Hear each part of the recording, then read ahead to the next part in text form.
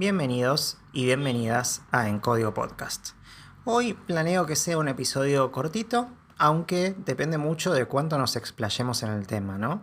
Hoy les traigo un tema que, como ya habrán leído en el título del podcast, el cual todavía no definí en el momento de grabar esto, pero sé hacia dónde va. Se trata justamente de videojuegos, ¿no? De desarrollo en videojuegos. Y sé que es un tema que puede ser muy atrayente, especialmente para la gente que se acerca a desarrollo, porque seamos sinceros, uno cuando empieza a ver el mundo de desarrollo se tira o por hacking o por videojuegos. Son como las dos perspectivas que más atractivas parecen en el momento de empezar en este mundo. Nadie se levanta con 13 años y dice, tengo ganas de crear formularios web. No, no creo que ocurra eso. Y si ocurre, por supuesto, si ocurre o ocurrió, por supuesto déjame en los comentarios tu experiencia distinta al resto de la humanidad, ¿no? Pero en principio, cuando yo empecé a desarrollar, ya lo había contado, me tiré para el lado del hacking, pero lo que no conté es que en principio también me atraían muchísimo los videojuegos, tanto para consumirlos como para crearlos. Porque como había escuchado hace un tiempo a uno de los desarrolladores no sé si fue el de Dreamcore u otro de estudios así muy interesantes de desarrollo de videojuegos acá en Argentina. Fue el de... Ay, no me viene a la cabeza ahora el nombre, pero lo conocen, ¿eh? Es este Souls-like en 2D. Eh, no va a venir. Y eso que lo tengo en Steam, lo tengo comprado y lo estoy jugando en el Steam Deck, pero no quiere salir. Bueno, ustedes saben a cuál me refiero. Que se lo compara como un Souls-like en 2D y es español, es de un estudio español. Pero bueno, en principio les decía, este hombre en una entrevista con Alex el Capo comentó una cosa, dijo una frase muy interesante que era que un desarrollador de juegos no es más que un jugador que tuvo la valentía de ponerse a crear juegos, ¿no? Que le picó el bicho de la curiosidad, se animó a hacer esto. Y cuando hablamos de valentía en desarrollo de videojuegos estamos siendo súper asertivos porque este tipo de desarrollos es uno de los más complejos que existen, incluso al nivel de ciencia de datos, si quisiéramos, ¿no?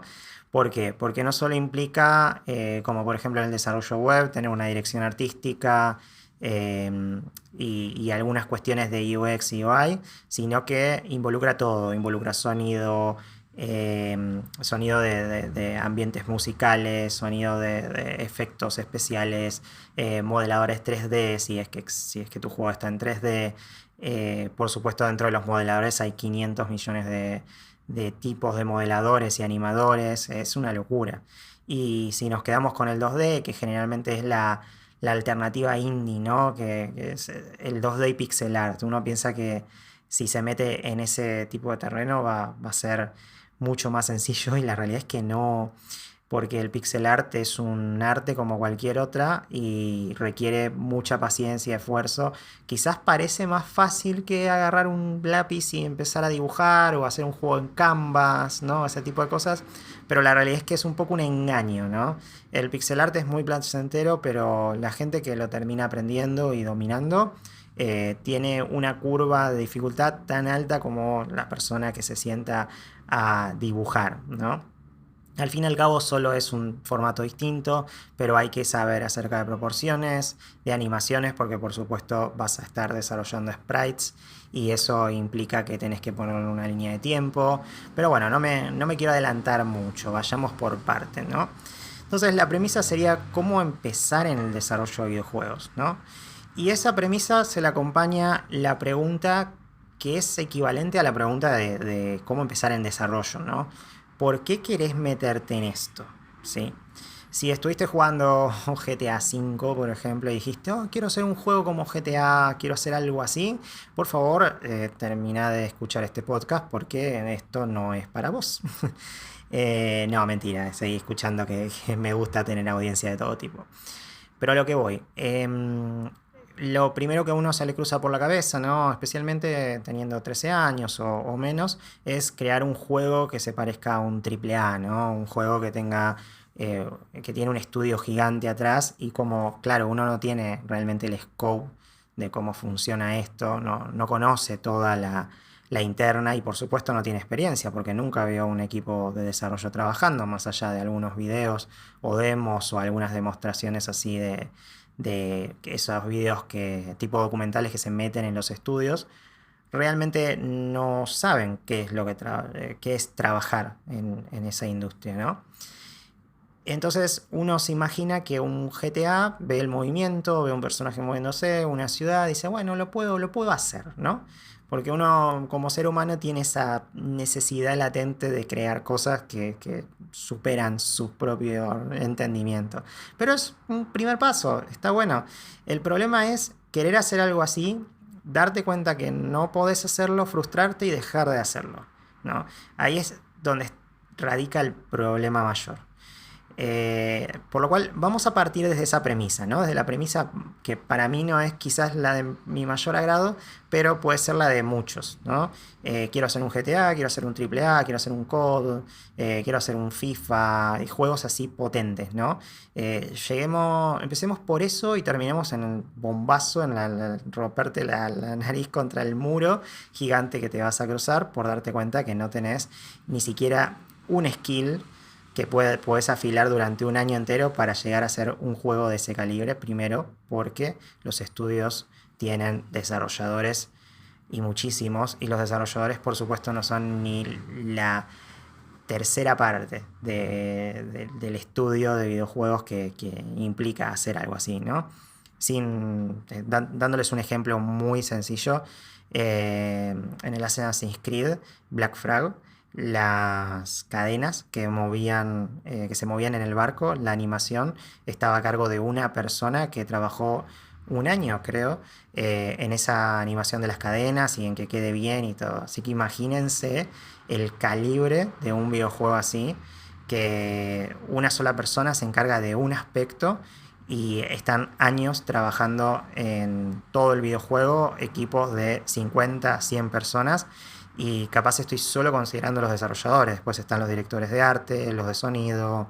Hay muchísimos, ¿sí? Hay muchísimas personas atrás de un desarrollo y ni siquiera se puede terminar en los que crean, digamos, la materia, ¿no? También están las personas tipo project manager o game directors, que son las personas que planifican todo lo que está detrás, ¿no? Desde el minuto cero hasta la salida del juego. También están las situaciones de crunch. El crunch, para quien no lo sepa, es la gente que trabaja mucho más de lo que debería de sus 8 horas normales desarrollando el juego, porque a las fechas no se llega nunca. Hay un montón, ¿no?, de situaciones. Y todo eso es importante entender que vos solo en tu casa, Juan Pérez, no vas a poder igualar ni el rendimiento ni el sufrimiento que implica hacer un videojuego de ese tamaño, ¿sí? Ahora, por supuesto, hay desarrollos de juegos indies que nos dieron como esa otra luz verde, ¿no? De repente no era solo hacer el próximo COD, era hacer el próximo Stardew Valley, el próximo Terraria, el próximo Cult of the Lamb. O sea, desarrollos indies que pueden estar hechos por una persona o un grupo reducido de personas que salen muy lindos y que tienen una libertad creativa que quizás los AAA no pueden tener por cuestiones más corporativas que de los desarrolladores o los diseñadores mismos, ¿no? Entonces, acá es donde radica uno de los dilemas más fuertes, ¿no? Porque la gente empezó como a confundirse incluso en ese concepto. Dijeron, bueno, si una persona sentada en su casa puede llegar a hacer un videojuego como Stardew Valley, entonces yo también. Y claro, claro, ahí la cosa no siempre es así. Primero, Eric Barone, que ya lo he mencionado en otros podcasts, es un pibe que primero estudió muchísimo en la facultad para tener todas las bases de arquitectura, de ingeniería, creo que estudió ingeniería de software, si mal recuerdo, y terminó la facultad y quería aprender C#. Entonces se metió a desarrollar un juego sin intención de que ese juego llegara a lo que es hoy, sino que simplemente era como una persona que se pone a practicar, como cuando te pones a armar un portfolio y decís, bueno, a ver, quiero conseguir trabajo, entonces me voy a poner a estudiar este lenguaje y se me ocurre hacer un juego que implique tener como todas las tecnologías necesarias para que yo pueda manejar ese lenguaje, pero al fin y al cabo el juego no importa tanto. Bueno, obviamente los años pasaron, creo que le tomó 5 años y el Stardew Valley no salió en Early Access, salió completo en su versión 1.0 y él la publicó así. De hecho, eso es una de los grandes hitos en la industria de videojuegos, porque nunca suele ser así. Entonces, básicamente cuando él lo publica, obviamente tomó la decisión de publicarlo en algún momento del desarrollo, pero tuvo varias situaciones un poco más tensas, ¿no? No sé tanto, pero sé que la pasó muy mal, tuvo ciertas depresiones, hubo días en que quería tirar todo. Piensen que él se dedicó a desarrollar cada asset, cada píxel del mundo de Stardew Valley, incluidos los personajes. Después se sentó en Xenia Framework, que es una librería para desarrollar en C# videojuegos. Se encontró con 1000 bugs, se encontró con 1000 cosas y todos los días era un día más en que podría haber tirado toda la basura y haberse buscado un trabajo más formal y sin embargo siguió. Pero entienden, la fuerza de voluntad que hay que tener para eso es muy complicada. ¿Cuántos de ustedes se pusieron a hacer un proyecto y a la semana lo abandonaron? Yo incluido, acá no soy ningún santo ni ninguna persona fuera de lo común. Yo he abandonado y abandono miles de proyectos personales todo el tiempo. Pero bueno, no, ese es el problema de la comparación, ¿no? Hay que intentar no compararse ni con juegos ni con desarrolladores, ¿sí? Porque todos somos distintos, todos tenemos nuestros tiempos y a veces pueden salir juegos muy buenos con muchísimos años de desarrollo, incluso aunque le dediques 1 hora al día a ese desarrollo. Lo importante siempre es la persistencia y tener un camino definido de hacia dónde querés ir, independientemente de cuánta gente trabaje con vos o para vos, ¿no? Eso es importantísimo tanto en el desarrollo de un juego, un proyecto o un emprendimiento entero. Entonces, volviendo al tema, ya creo que me fui del hilo varias veces, pero seguimos dentro de videojuegos, así que creo que toda esta información está siendo muy fructífera. Bien, tema principal, ¿cómo me meto en desarrollo de videojuegos? Bueno, primero que nada, la respuesta rápida es YouTube. Ponete a buscar videos, mira comparativas de engines. Un engine es un motor para crear videojuegos, que justamente sería lo equivalente a Photoshop para diseñar. Una comparación medio burda, perdón diseñadores, pero es como el equivalente para crear videojuegos. Y dentro de un motor podemos tener un montón de herramientas, como por ejemplo herramientas de animación, en el caso de hacer un juego 2D, los ejes cartesianos de X, Y, que sirven justamente para posicionar personajes y etcétera en pantalla, un sistema de recursos que está ya a nuestra disponibilidad para que nosotros subamos lo que haga falta y el juego las reconozca, compiladores que salen a múltiples plataformas, depende del engine. Está preparadísimo, ¿no? Es como un gran IDE que sirve para desarrollar juegos. Ahora vamos a hablar en detalle de eso, no se preocupen, no los voy a mandar a YouTube, ¿sí? Ahora tengo ya una lista de algunos engines y librerías que quiero mostrarles, e incluso que yo las probé y formé mi propia opinión. Bien. Después está lo que es las librerías. Por ejemplo, Xenia Framework, que es una librería, ¿sí? En realidad es un framework, que es un conjunto de librerías, ¿sí? Es un poquito... Eso lo vamos a hablar más adelante en otro podcast, cuáles son las diferencias potenciales de una y otra. Pero lo importante en esto es entender que con una librería podemos agarrar un lenguaje de programación, como por ejemplo Python, y una librería que es Pygame. Y claro, tenemos todo lo necesario para crear un videojuego, pero desde el código. Entonces no vamos a tener un sistema de animación de assets por línea de tiempo, sino que vamos a tener código en donde vamos a poder crear un objeto de animación, y dentro de ese objeto nosotros tenemos que, por código, decirle cuáles son las imágenes que se tienen que cargar en cada frame, cada cuánto y todo eso. Hay gente que adora esta forma, a mí me gusta mucho también, ¿sí? pero la verdad es que es súper extenuante si tu objetivo es crear un videojuego y no tanto disfrutar del lenguaje en el cual lo estás haciendo, ¿no? Ahí está como la diferencia. Volviendo al ejemplo de Eric Barone, el tipo quería aprender C Sharp, entonces una librería le venía muy bien, porque justamente él creó todos sus componentes y hizo todas sus herramientas de cero con C Sharp y con el XNA Framework, y eso, a ver, le vino perfecto a él, pero lleva mucho trabajo y es complicado, ¿sí? Entonces, si queremos meternos en eso, es excelente, o sea, no hay ningún problema. Ventajas de meternos con una librería: control absoluto, podemos tener nuestras propias herramientas y nuestro código es plenamente nuestro, ¿sí? Eh, pero claro, en el momento de crear un videojuego, el costo tanto de aprendizaje como de producción es muchísimo mayor. Tengan en cuenta eso. Y después está el tema de los engines. Bueno, los engines te facilitan muchísimo la vida a la hora de crear un videojuego, ¿no? El proyecto, pueden hacer un Pong en una semana entendiendo las bondades del engine y va a salir perfecto y lo van a poder compilar y ya está, ¿sí? Y desarrollar un juego mucho más complejo va a depender mucho de la complejidad que ustedes quieran y lo que les provea el engine, pero el engine ya está plenamente preparado para esto, así que van a poder hacerlo sin dramas. Ahora bien, por supuesto hay desventajas, ¿no? No van a tener la libertad de quizás programar en el lenguaje que ustedes quieran si el engine no soporta ese lenguaje. Y hay ejemplos como por ejemplo Godot, que es un engine, pero se puede programar en, ¿cómo se llama? PyScript. ¿PyScript creo era? No, GDScript, perdón.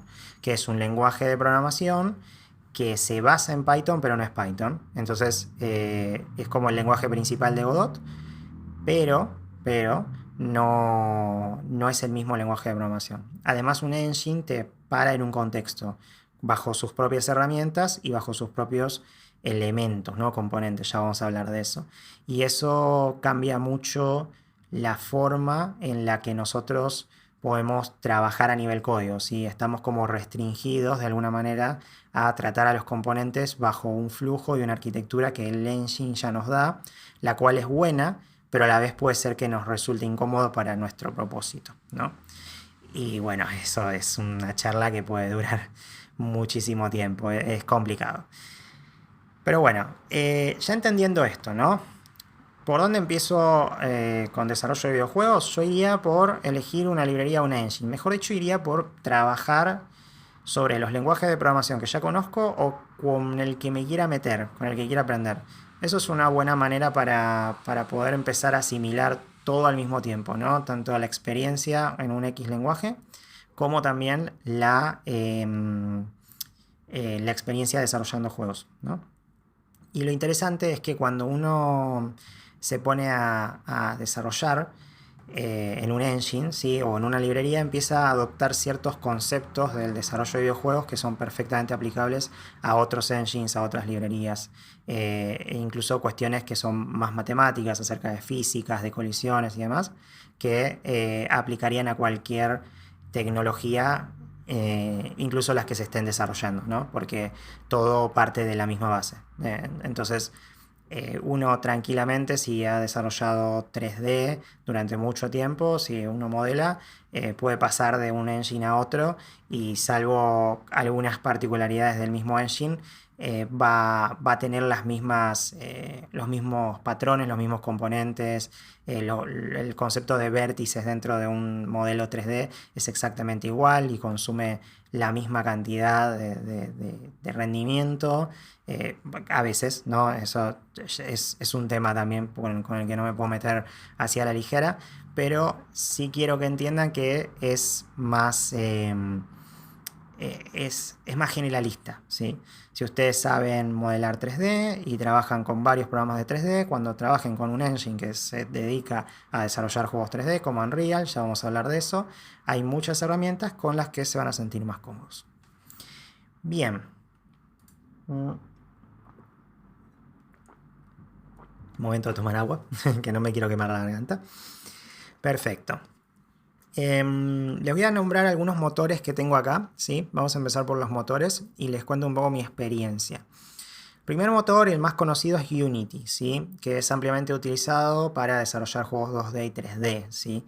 Tiene un soporte multiplataforma, una comunidad muy fuerte, pero también tiene el problemita de la confianza que perdieron por el fee de las instalaciones, ¿no? De cobrar una X cantidad por instalación. La verdad, a ver, si ustedes quieren empezar con desarrollo de videojuegos, no es mala idea empezar a entender Unity. Es un motor que es muy amigable para la comunidad, ¿sí? Más allá de lo que hayan hecho con respecto a los fees y demás, sigue siendo un buen motor. Ahora, pueden aprender Unity para entender cómo se desarrollan videojuegos y crear como sus primeras demos y después pasar a otro motor para evitar este problemita de confianza, ¿no? Es una opción.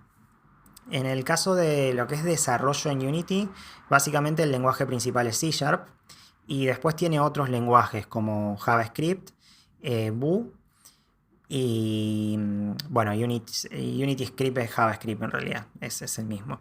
Pero en principio tiene como estos 3 lenguajes de programación. Yo encarecidamente les recomiendo que trabajen con C#, que es como el más estable dentro de los que tiene Unity, porque los otros pueden tener bugs y demás. Unity nació con C# y la verdad que no es un mal lenguaje. Para los que vienen de Java se van a sentir bastante cómodos porque se parece bastante. Y si no, piensen en lo que es C++, pero mejorado, o incluso Java mejorado. C# es como una evolución de Java en ciertos aspectos. Otro tema importante, no tienen punteros, así que el manejo de memoria es por garbage collector y Unity dentro de todo no lo maneja mal.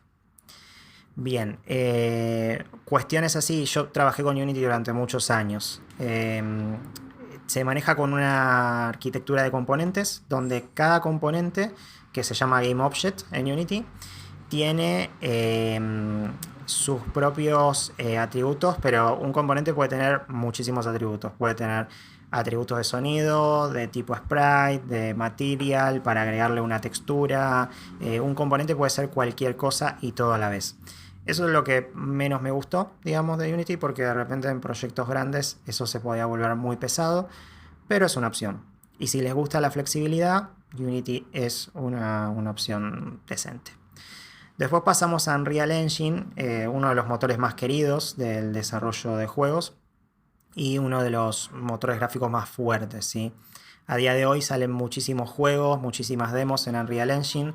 Cualquier juego que se haga en Unreal Engine se ve lindo porque hay toda una comunidad creando assets gratuitos y si no son gratuitos los de pago son una locura y rinden un montón.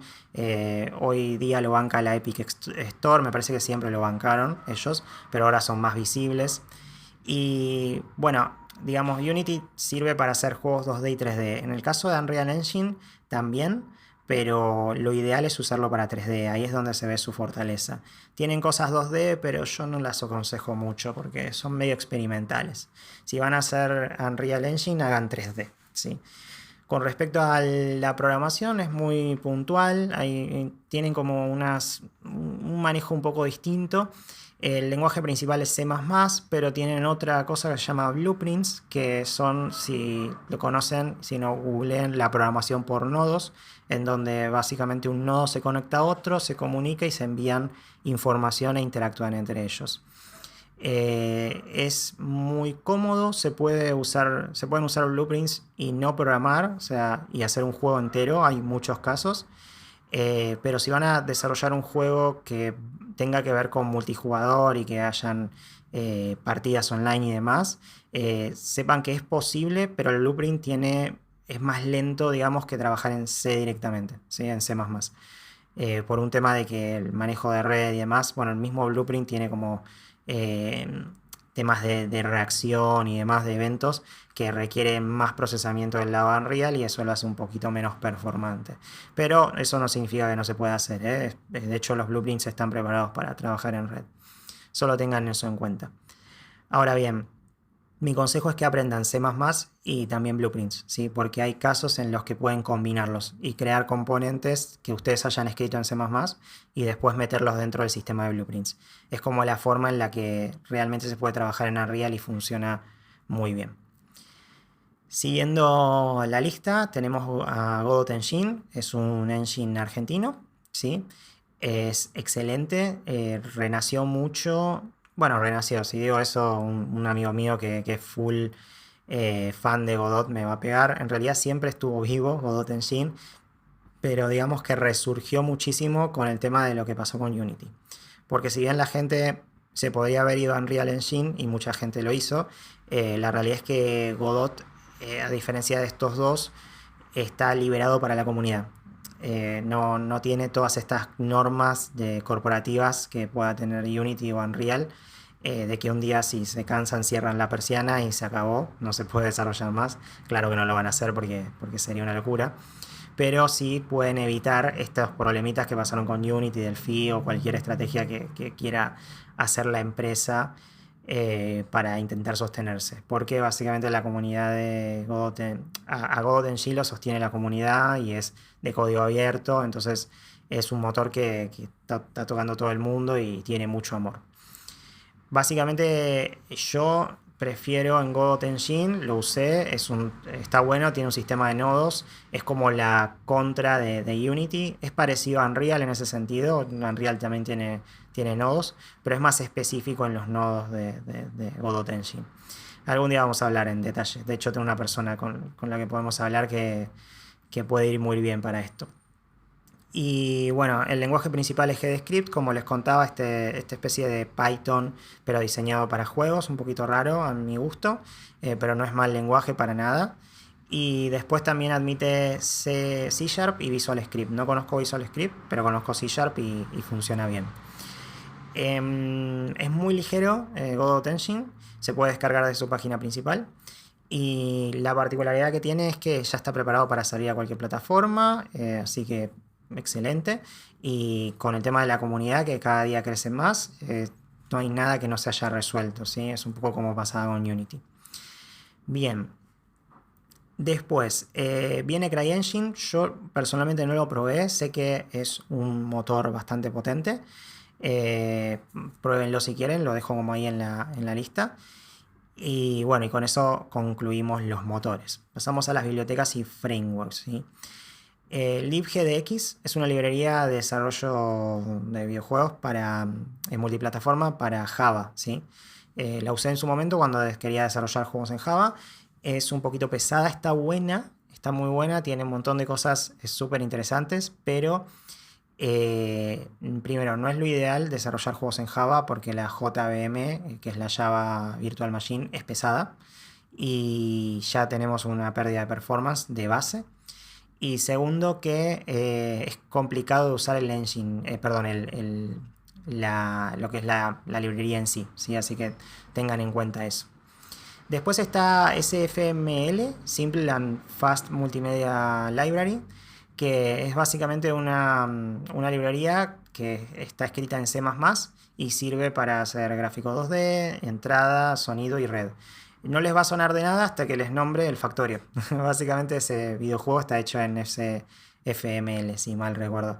Así que tengan en cuenta que si se puede crear algo como Factorio, que tiene una performance espectacular y tira muchísimo al procesador y está re bien hecho, esa es la potencia que tiene esta librería. Pero por supuesto, está hecha en C++.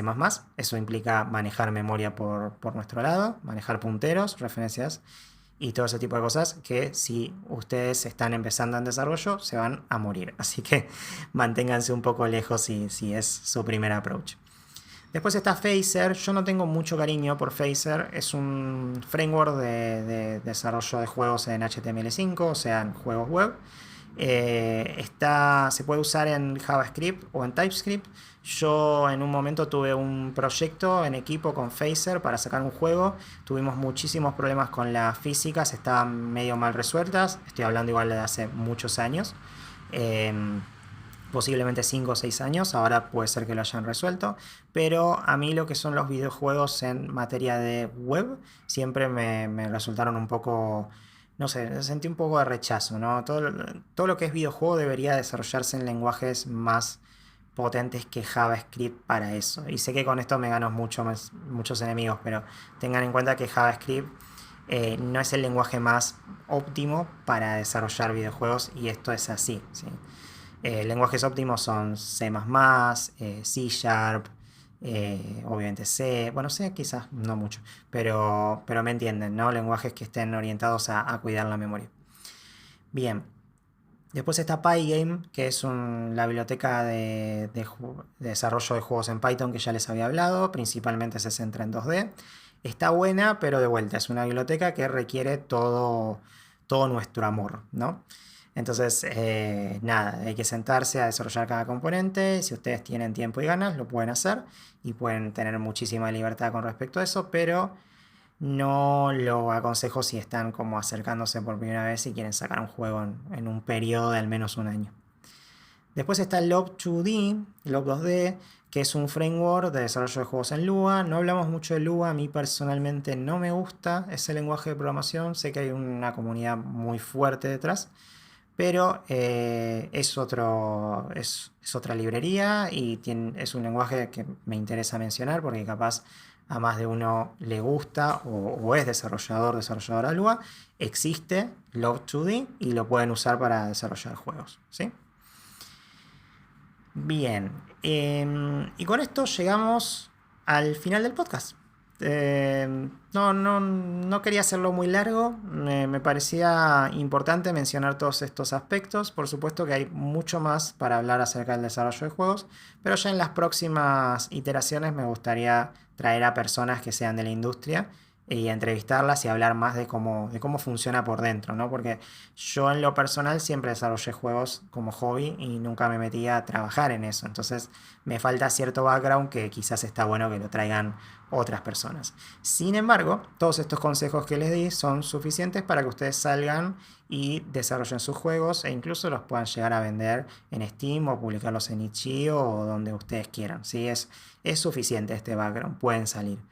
Pero de vuelta, para enriquecer más la experiencia, tanto del podcast como la que quiero brindarles a ustedes, voy a traer a gente que pueda dedicarse más a eso y mostrar un poco la realidad. Así que nada, espero que les haya gustado este podcast y nos vemos en el siguiente.